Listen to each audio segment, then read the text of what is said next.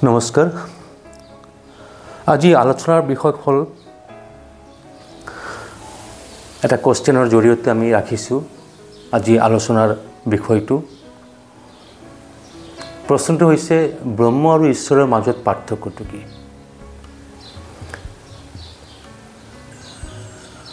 ঈশ্বৰ শব্দটো আমি সবে পৰিচিত আমি সবে গম পাওঁ ঈশ্বৰ শব্দটো কি ঈশ্বৰ কাক বুলি কয়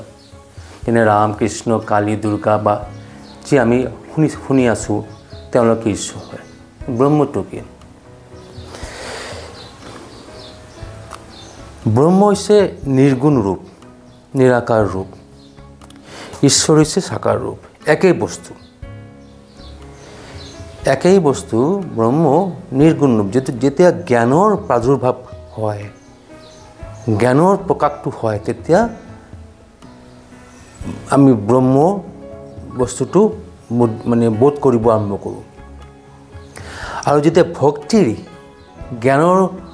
জ্ঞানৰ তুলনা কৰিছে সূৰ্যৰ লগত সূৰ্য হ'লে যেনেকা বৰফটো গলি যায় গৰম হ'লে বৰফ গলি যায় তৰল পদাৰ্থ হৈ যায় তেনেকুৱা মানে নিৰাকাৰ হৈ যায় আৰু ভক্তি হৈছে হিমৰ লগত তুলনা কৰিছে হিম ঠাণ্ডা হৈ যায় বৰফ হৈ যায় তো যেতিয়া ভক্তিৰ প্ৰবলতা বাঢ়ে তেতিয়া এই নিৰ্গুণ ৰূপটো সাকাৰ ৰূপ লয় নিৰাকাৰ ৰূপটো সাকাৰ ৰূপ লয় কিয় নিৰাকাৰ কেতিয়াবা চিন্তা কৰোঁতে অলপ টান পাওঁ নিৰাকাৰ শেপলেছ বস্তুটো আমি শেপলেছ বস্তুটো আমি বোধগম্য কৰিব নোৱাৰোঁ মানে ইনিচিয়েল ষ্টেজতে নিৰাকাৰ ধ্যানটো আমাৰ টাফ হয় আমি সেইকাৰণে ঈশ্বৰৰ সাকাৰ ৰূপটো সুবিধা হয় কিন্তু ঈশ্বৰ সত্য সাকাৰতো আছে নিৰাকাৰত আছে যোনে নিৰাকাৰত সাধনা কৰিছে তেওঁৰ কাৰণে ঈশ্বৰ সত্য নিৰাকাৰ ৰূপটো সত্য আৰু যোনে সাকাৰ ৰূপত সাধনা কৰি আছে তেওঁৰ কাৰণে সাকাৰ ৰূপটো সত্য এতিয়া কোনোবা সাকাৰ ৰূপ যোনে সাধনা কৰি আছে তেওঁ নিৰাকাৰটো কণ্ডেম কৰি আছে কোনোবা নিৰাকাৰৰ সাধনা কৰি আছে তেওঁ সাকাৰ ৰূপটো কণ্ডেম কৰি আছে একচুৱেলি মানে এই ক্ষেত্ৰত তেওঁলোকে দুটা মানুহে দুটা পথতে ঠিক ভালদৰে বুজি পোৱা নাই পানীৰ অৱস্থা পানী এটা অৱস্থাত নিৰাকাৰ হৈ যায় আৰু এটা অৱস্থাত বৰফ হৈ যায় তো ঈশ্বৰ সাকাৰ আৰু নিৰাকাৰ যেতিয়া নিৰাকাৰ ৰূপ হয় ব্ৰহ্ম বুলি ব্ৰহ্ম সৰ্বব্যাপক সৰ্বজগত আছে ঈশ্বৰ সৰ্বজগত আছে কিন্তু ঈশ্বৰৰ সাকাৰ ৰূপ যেতিয়া লয় তেতিয়া এটা পাৰ্টিকুলাৰ এটা জেগাত আহি আপোনাৰ সন্মুখত থিয় হৈছে বা কোনো জেগাত এটা প্ৰকাশ হৈছে ব্ৰহ্মক কোৱা হৈছে অমনি প্ৰেজেণ্ট সৰ্বত্ৰ বিদ্যমান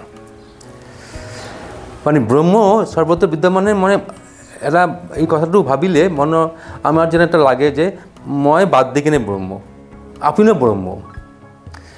যদি ব্ৰহ্ম অমনি প্ৰেজেণ্ট হয় তেনেহ'লে আপুনিও ব্ৰহ্ম মই যে কথা পাতিছোঁ মই ব্ৰহ্ম আপুনি শুনি আছে আপুনিও ব্ৰহ্ম অবিহনে একো বস্তু নাই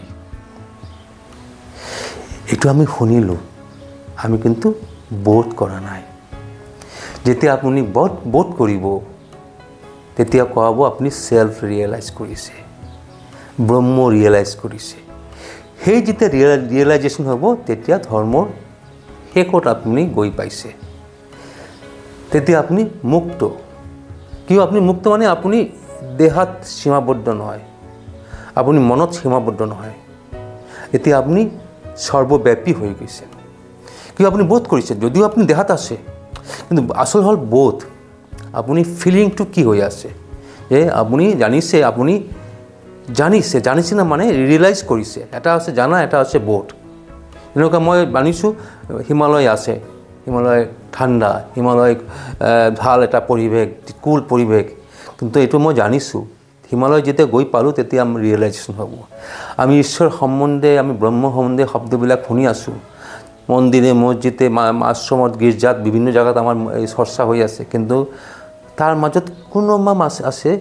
বহুত কম মানুহ ৰিয়েলাইজ কৰিছে ৰিয়েলাইজেশ্যন কেতিয়া হ'ব বাহিৰত নহয় অন্তৰত হ'ব ব্ৰহ্ম আৰু ঈশ্বৰৰ এইখিনি পাৰ্থক্য মই আপোনালোকক সন্মুখত ৰাখিছোঁ। পাৰ্থক্য বহুত আছে। এই আপোনাৰ বিগিনিং ষ্টেজত আমাৰ এই পাৰ্থক্যটো বেছি বুদ্ধিত আমাৰ এইটো বোধগম্য হ'ব। ভাল থাকিব। নমস্কাৰ।